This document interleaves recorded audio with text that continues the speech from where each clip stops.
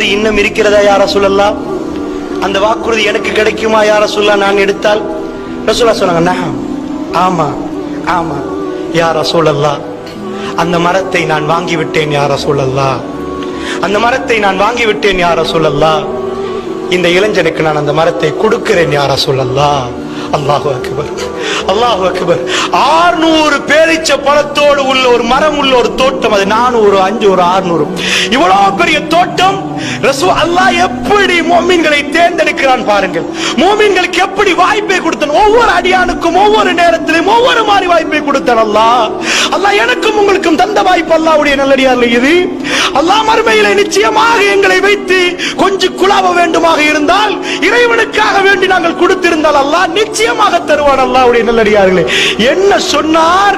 அந்த பொடியனை பார்த்து, அதை எடுத்துக்கொள்ளப்பா, நான் வாங்கிவிட்டேன், அந்த மனிதனுக்கு என்னுடைய தோட்டத்தை கொடுத்து